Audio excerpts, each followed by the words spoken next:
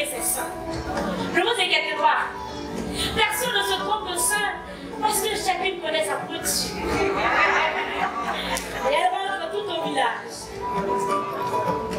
Et le soir, Cathy, la belle Cathy, sort discrètement de la case de son père pour aller retrouver Yassoua, son amour. Et oui, depuis qu'ils sont tout petits, Cathy et Yassoua seul, d'un amour, il imaginait l'amour. Et maintenant qu'ils sont grands, ils veulent se marier. Les deux jeunes gens se prennent par la main, ils contemplent les étoiles, ils se disent de jolis mots, de beaux petits jolis mots. Ils se font des petits bisous, mais ils ne vont pas plus loin que ça. Et le temps passe, et le temps passe. Il passe. 1, 2, il passe. Et le temps passe. Il passe. Dans la douceur de cet amour. Un matin, alors que Cathy s'apprête à aller à la rivière, son père l'appelle pour lui parler. Écoute Cathy, j'ai maintenant une femme. C'est en âge de te marier. Et la bonne nouvelle, c'est que je t'ai trouvé un époux. Tu épouseras le vieux Koroba. Ça a été la réaction de Cathy. Elle a fait ah. Cathy n'aime pas le vieux Koroba. Elle ne peut pas l'épouser. Elle aime Yassoua. Son père lui dit, ma décision est irrévocable. C'est la tradition et tu dois la respecter. Ce jour-là, Cathy n'est plus sortie de chez elle. Elle est restée enfermée dans sa chambre. Et le soir, elle est allée retrouver Yassoua pour lui annoncer la triste nouvelle. Yassoua pleure. Cathy pleure. Il s'aime. Mais ils sont impuissants face à la tradition. Et Cathy rentre chez elle. Le lendemain matin, les jeunes filles se retrouvent comme à l'accoutumée pour aller à la rivière. Quand elles arrivent, vous connaissez le rituel. Elles coupent des feuilles de bananier qu'elles posent sur le sol au bord de l'eau. Elles détachent les morceaux de paille noués à leur poitrine et elles décollent leur sang. Elles les plongent dans l'eau, lavent délicatement, soigneusement, passent et repassent la main plusieurs fois pour s'assurer que toutes les parties sont propres. Elles les ressortent de l'eau. Elles y mettent du beurre de karité, massent délicatement et elles vont les poser sur les feuilles pour les laisser sécher. Et maintenant elles rentrent dans l'eau pour prendre leur pain. Une fois dans l'eau, chantent, dansent au rythme de l'eau. Ah, ça faisait.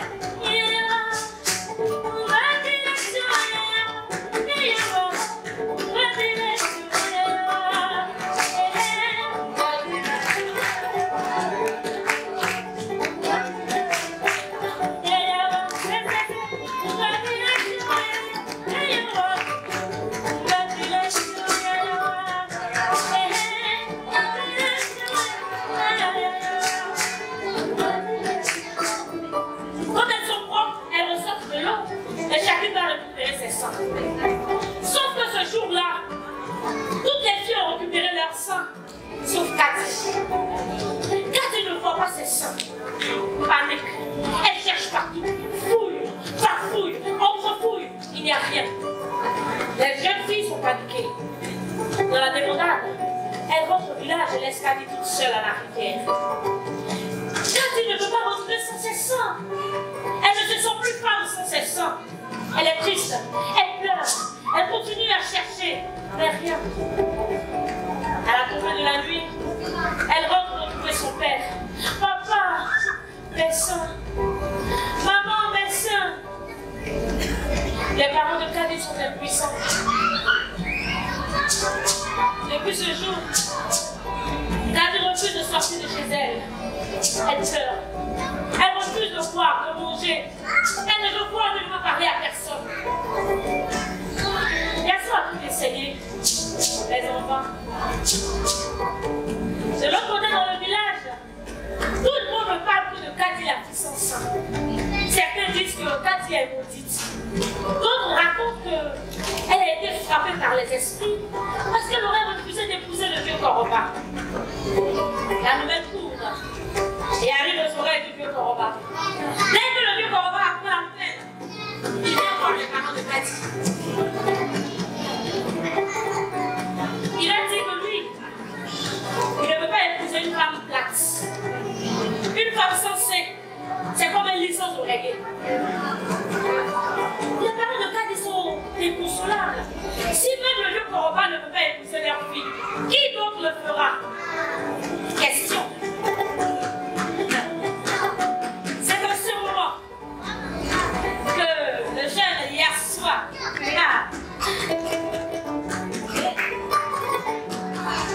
arrive le matin à voir les parents de Cathy et il a dit que lui il aime leur fille et qu'avec son sein il voudrait bien l'épouser. Chez moi on dit que celui qui se noie ne regarde pas la couleur de la mer du vêtement. Ils n'ont pas le choix. On organise les mariages vite fait et bien fait. Et Cathy rejoint la case de Yassoua. Et la nuit de noces. Ce qui s'est passé là, mon histoire ne le dit pas. Toujours est-il que Yassoua a appelé Cathy et il lui a dit je vais te montrer quelque chose, mais ne te fâche pas. Il l'emmène dans un coin secret de sa case. Et là, au mur, quand il voit cette sœur,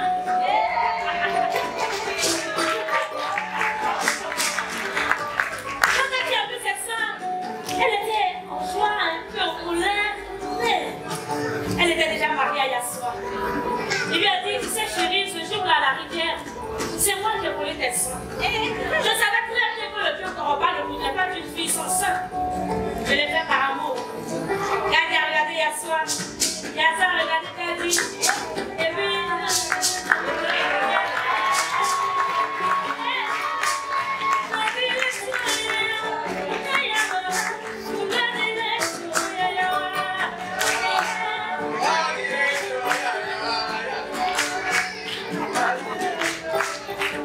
L'histoire raconte que c'est depuis ce jour que nous les femmes avons décidé de garder nos seins bien collés sur nos poitrines, de peur de les perdre et de ne plus jamais les retrouver.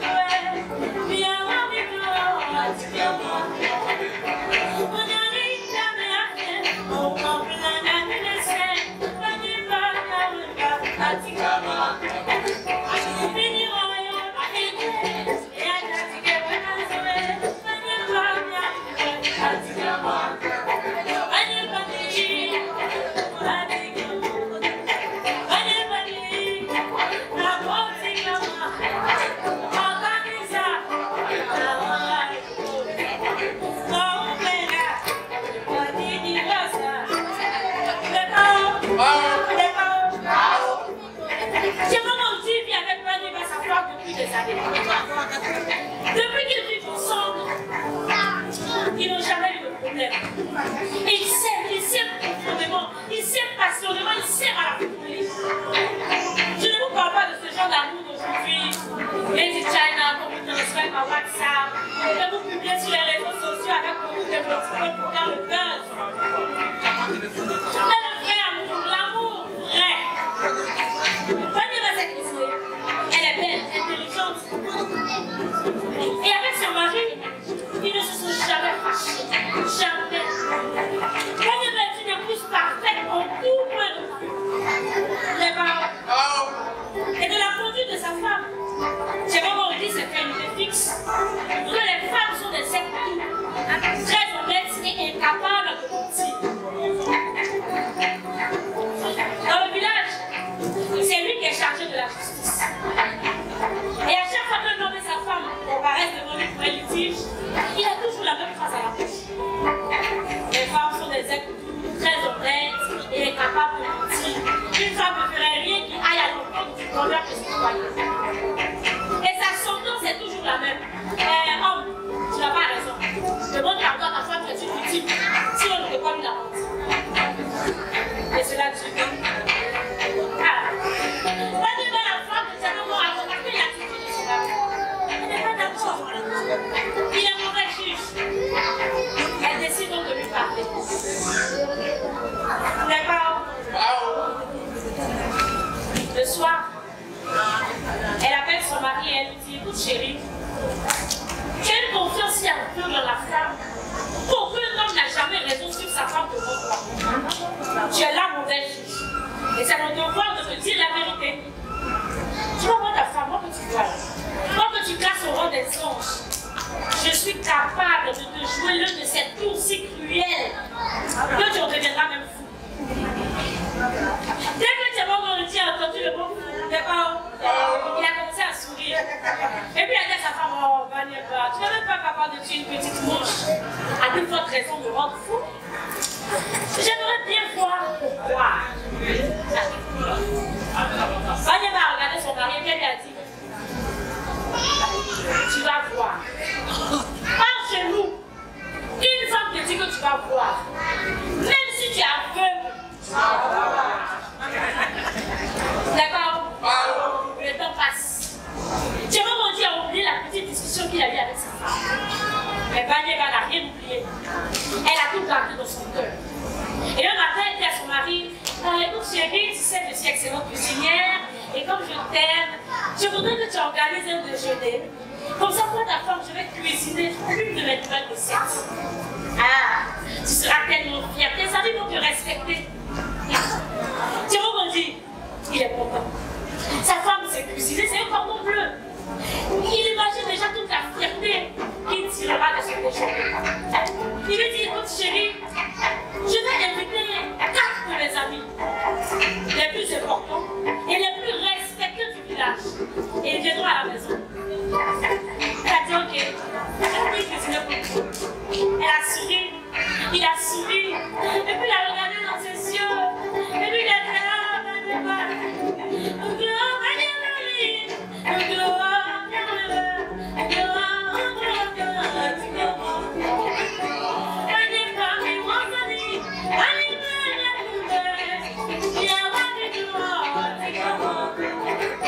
c'est comment Dieu décide lui-même d'aller au marché. Tellement il est content. Il prend son panier en main et il se met à marcher.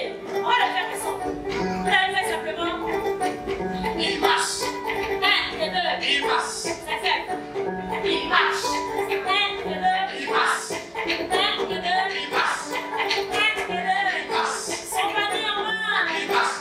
Il est focus sur le marché. Il ne regarde pas à gauche. Il ne regarde pas à droite. Il s'agit des conduits. Il s'en fout des roues. Il s'en fout des chiens. Il s'en fout des garçons qu'on ne marche pas. Et 1, 2, il est focus. Il marche. Il marche.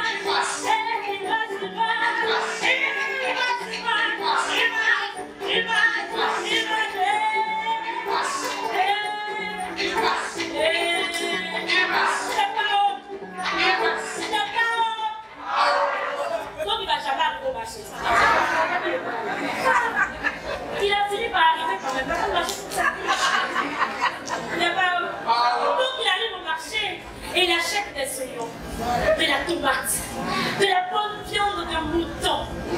Ah. Il achète tout ce qu'il faut pour préparer un bon déjeuner. Et il vient la remettre à sa femme à la maison. Vous savez, il y a des femmes ici, quand un homme est amoureux, et puis il est heureux, même si tu lui demandes à lui en plein midi, il va te dire oui. Tu vas pas me dire à sa femme que lui, là, il va te dire aussi. Il se met en position. Il prend le temps de découper les oignons en de fines lamelles. Il écrase lui-même la tomate. Il découpe la viande en de minutieux morceaux. Agnès, sa femme allume le feu. Elle y pose la marmite. Elle met de l'huile dans la marmite. Dieu prend les oignons dans la marmite. Les tomates dans la marmite. La viande dans la marmite. Déjà, l'odeur commence à monter. Il ne s'arrête pas là. Il va dans la salle à manger et il fait sortir les couverts.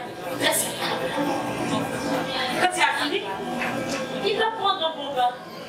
Il met son plus beau poupou, il enfile sa plus belle écharpe. Il met son plus bon parfum. Il regarde sa femme qui lui fait ses adieux et le voilà parti chercher ses invités.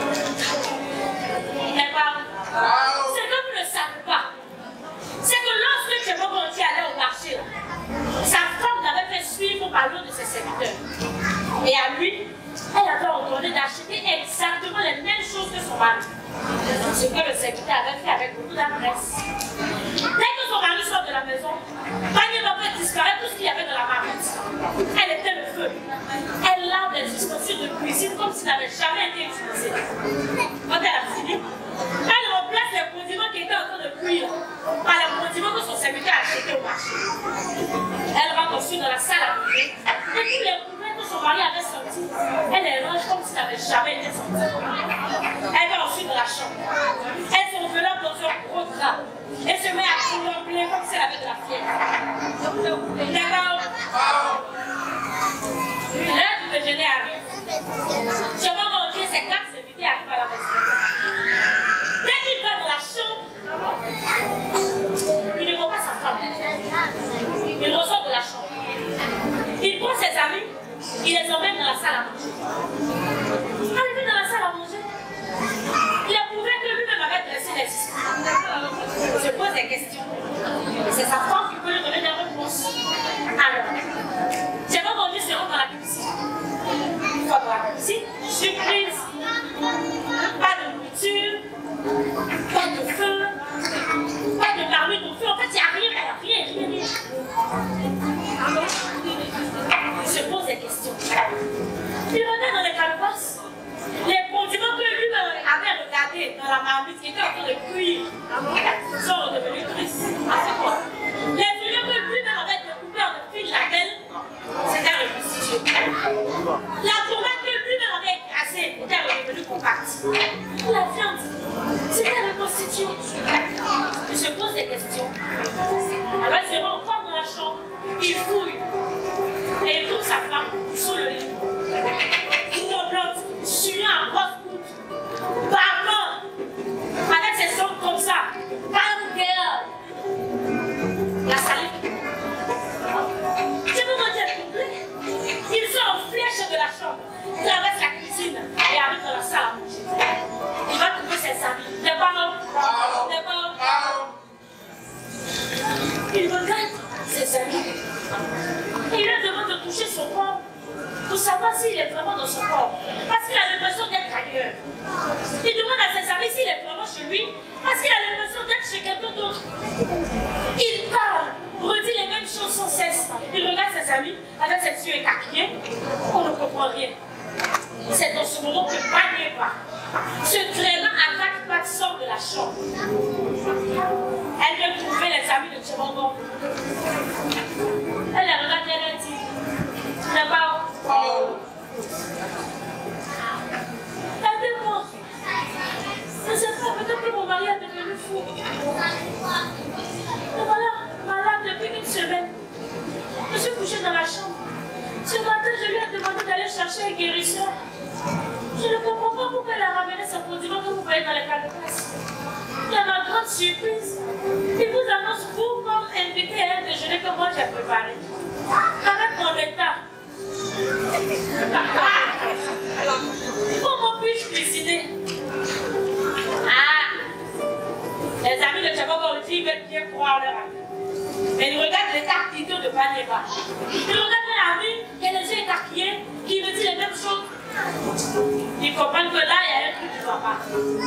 Dès que Tchaboboriti a entendu sa femme, il s'est mis à crier. C'est une menteuse! Je suis pas telle! C'est une menteuse! C'est pas où? Regardez de se calmer. Qu'est-ce qui se passe? L'enfant est une menteuse! C'est une menteuse! Ah! Ses amis l'ont dit, c'est toi-même qui dis ici que les femmes sont des êtres doux, très honnêtes et incapables de mentir. Tu as collé des amants dans tes ordres dans le village. C'est que tu es vraiment fou. On se saisit de lui, malgré ses pleurs, ses supplications, ses justifications. On l'emmène loin dans le village, on ferme l'eau. Durant 7 jours, je me conduis passe aux yeux de tous comme un fou. À tel enseigne que lui-même avait commencé à se convaincre de sa propre folie. Je n'ai pas. Ce n'est qu'au lendemain du 7e jour que Banieba a appelé Tchaboboriti, ses amis. Elle leur a expliqué ce qui s'était réellement passé et pourquoi elle avait agi ainsi. Il avait surtout compris le problème de sa femme qui dit que lorsque une femme te dit que tu vas boire, même si tu as peur, il a regardé sa femme, mais il a aussi compris qu'elle l'aime. En fait, elle a fait tout ça par amour. Elle voulait aider son mari. Et comme il l'aimait passionnément à la folie, il a regardé Banieba. Il a dit,